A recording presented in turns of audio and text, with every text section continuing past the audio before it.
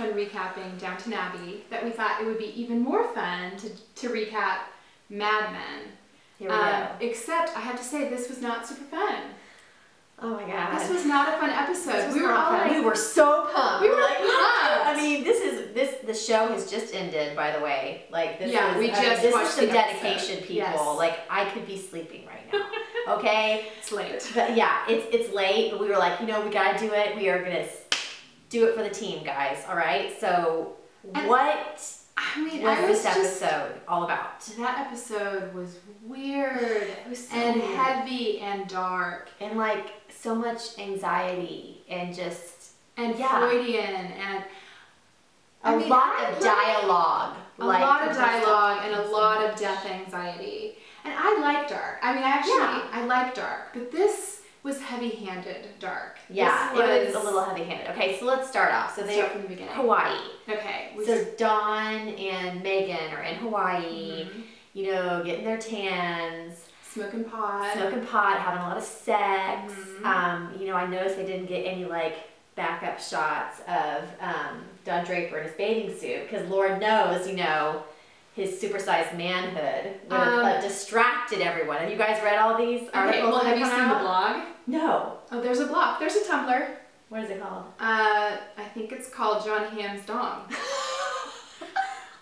I looked at it. If you don't know what we're talking about, apparently John Hamm does not like to wear underwear on set, and apparently he's quite well endowed, and he was asked by the production team to please wear underwear because it was distracting. So, I mean, obviously there's been all these articles, internet posts, and obviously John Hamm's Dong is a new blog, so I'll have to check that out. Yeah, it's actually, he's clothed. Okay, so the blog, I have to say, is more entertaining than this episode of Mad Men. Okay, well then I'm really gonna go check it out because I'm feeling a little depressed about this whole thing. Also, did you notice Don did not speak for 15 minutes? No, he didn't speak. He was mute. It was just him brooding. I mean, he's always been a brooder, but super brooder. Okay, so they're in Hawaii. Well, he meets this soldier. Right. Stands in for the wedding. Still not clear of the whole meaning of that. Right. And then later in the episode, he has the guy's lighter. I mean, what was the point of that? Was there some existential message? I don't know. I missed it. Were you guys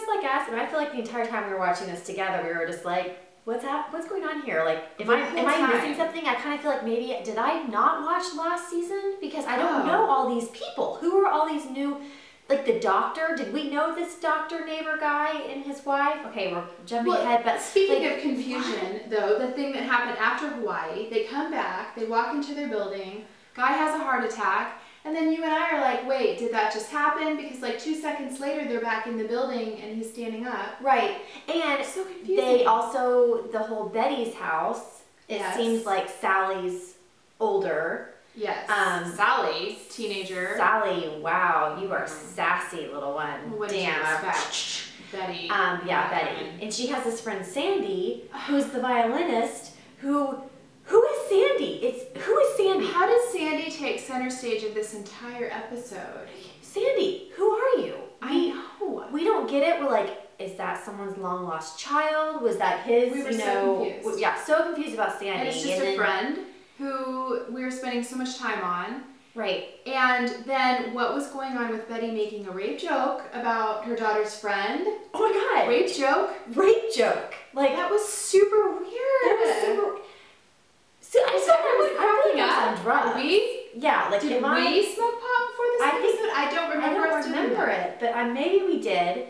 And so then it goes to the office, back to the office, and we really must have skipped some years because it's mid to late 60s at this point. Well, they're talking about Vietnam. So 68? Right. 69? The sideburns and the beards, which I mean, I was fine with the beard. Well, that was the only interesting part thus far, was going into the office and seeing everyone's facial hair. Then it's like, oh, something's happening. I know. So Pete Campbell's rocking the sideburns, the dorky dude. What's his name? I never remember his name. The guy with the dark hair, that's the horny dude that talks. And Joan's boobs. Joan's boobs. Way bigger. Way bigger. And they were so big to start with, but wow. Way bigger. When she's taking her picture, I'm like, those are the biggest boobs Huge. Okay, so her boobs are bigger. Okay, so Roger Sterling. Boobs and facial hair was a highlight. Boobs and facial hair. Oh, in the office, you were mentioning all the lamps. The lamps were the best part of this episode. Yes. I mean, the lamps. That and the teal vacuum cleaner. Did y'all catch that? That vacuum cleaner was like a teal ball. Wonderful. They like tracking but so many good lamps. So many good lamps. So we've got facial hair and good lamps. Those are our bright points. So Sterling's in therapy, which is kind of fun. Sterling is my favorite character, Roger Sterling. Yes. He's funny. He's a mess, but he has a sense of humor about it. I love Roger Sterling. Well, you love Don Draper. Well, I do. I mean, not me around Don Draper, but I have to say the reason that I have issue with Roger Sterling is that you all probably watched Sex and the City, right? Yeah. So, like, remember when he was the politician that wanted to pee all over Carrie? Like, every time I look at him and I'm like, he likes to urinate on girls in the shower. Like, I can't get past that. I cannot get past that character bit of his. But I do like his sexy silver fox hair. And the white he has such a great office. He has the best office. He has the office with salmon tables and the bar cart, and I love all that. Yeah. Okay, so we were into the office. At least we got to see the office and all that stuff. Okay, so then the funeral, and like for his mother, and like Dawn comes in. And he's so wasted. Oh my gosh. And just like pukes. And you know what? I cannot watch people throwing up. And I was not expecting that. There was and no then warning. He barfs, and I actually saw it come out of his mouth, and then my tummy got very upset. And I was like, I might vomit on Kristen right here on my couch. But that's gross. But it's seriously so Freudian, because the eulogy from that other woman, remember the woman who, the old lady, and she's like, I have something to say. And you know, the whole mother-son complex. Yeah. I mean, seriously, so Freudian, which I like, but too heavy-handed. I mean, just too, like, especially like somebody read a psych book and then like decided I'm gonna write this episode. It was just too much. Oh, and then we go from there to Dawn getting photographed in his office.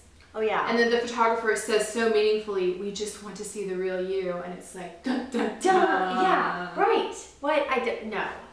He doesn't know who he is. He doesn't know who he is. I mean, we know that, but just too much. I still love you though. She does not, but I love you even though God, you're such an asshole. Why do you love him? Because I like assholes.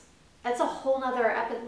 That's another. Let's just. We need to talk about that. I know. That's why you're my friend. You're a therapist. I don't get that. I don't have any interest in the brooding, quiet. I do. Oh, I do. I do. Something. I do. I like the brooding. Okay, so then the funeral. Okay, so then the crack house. Like, this is the most ridiculous. What? This is the most ridiculous part of the show I've seen. Like Betty's gonna go find Sandy the violinist. And why does she care so much? Why does she care so much? And why is it like one day she's fine hanging out in the suburbs, and it's like she's immediately gone to the crack house? Yeah, like how she's did in she the go crack from house. like wearing cardigans and playing the violin, and then she's in a crack house? But was it a crack house? I'm still confused. I mean, was it a junkie house? Was it like the house from Les Mis where they're planning the French Revolution? Were they like artists? Well, really, what was the purpose of the house? Because I thought they were junkies, and then they're like, well, the bylaws, and it's like I don't even. That was just nonconformist kids live in a place with bylaws, right? And like she's gonna sit around and wait all day, and the whole goulash thing, and she like gets her gloves off, and she's being maternal. The banter back and forth, it's just stupid. That whole part was stupid, unless something's gonna come out about Sandy, and we're gonna be like, oh my God, like is Sandy really her daughter from long ago? I don't know, but that whole part was just ridiculous. That would not happen. Like super sweet, nice junkies that look like they're gonna break into empty chairs and empty tables. So weird. Okay, so she runs away and rips her jacket. Rips her jacket. Rips it. Then we go back to the office where that blonde guy, whose name always escapes me as well, is freaking out because Bob sent a deli tray, and we spend about 10 minutes on the deli tray. Bill or Bob? Who is that person? Who cares? Who is that person? Who cares? Yeah, who is Bob? Was he in last season? I don't remember him. We were both confused on him too. And was the doctor in last season? Yeah. Who are these people? How does this all mesh together? And who cares about the deli tray? Like, I don't get the whole thing. I don't get the whole thing. I don't get it. Okay, so then Betty dyes her hair brown. Oh yeah, Betty dyes her hair brown because apparently the nice junkies really got under her skin when they made fun of her bottle blonde, so she's becoming nonconformist. And I love how her son's like, I hate it, it's ugly. That's so true though. My son would probably do the exact same thing. Mine would too. I hate it. So Betty's goth now. Betty's goth. Well, I mean, I fits with the whole, everything about the show. Let's just get like really depressed and No. dark and goth and gross. Oh, and then Roger, you know, like gets the shoe shine thing, and like And finally Roger falls has apart. his, you know, moment of breakdown about Giorgio, the shoe shine. It all comes out about his mother. Oh, sobbing. it's so, I mean, again, with the heavy existentialism, like, his mother dies, I don't feel anything, it's like the plot from The Stranger. I mean, Right. seriously, someone's reading too many philosophy books, like, subtle. Just, yeah, or just, God, it was just too much. It was too much dialogue, And too much I mean, just and too where much. was Joan? She had, like, a cameo. Yeah, all we want to do is see Joan in her cool dresses and her hair and whatever. Yeah. Oh, and then New Year's Eve. I mean, how can we forget the end Oh, my. when the doctor, who obviously they're best buds, who I keep on saying, is that the same guy that he gave the camera to? Like, I couldn't even remember this guy for like 5 minutes. I'm like, wait, what? Too many new people. Too many new people, and then like he goes off with his cross-cutting country Saving the world, to save the weird, and then Don is screwing the life. Which is not surprising. He's such a and of course, you know, this is like 2 seconds after the doctor says people would do anything to alleviate their anxiety, which is like ding ding ding ding ding ding ding. And again, good point. Maybe a little heavy-handed, but I mean, I think that has been the whole premise of the show is Don trying to handle his anxiety by basically being a drunk and a sex addict. Yeah, totally. But where's and this is like the current of him obsessing about death through the whole episode. What's it like to have someone obsessed with life death in your hands, or asking the guy that, you know, had a right. heart attack, what did you see when it was dead? I mean, Don needs to find Jesus or a hobby beyond besides Don drinking and sex.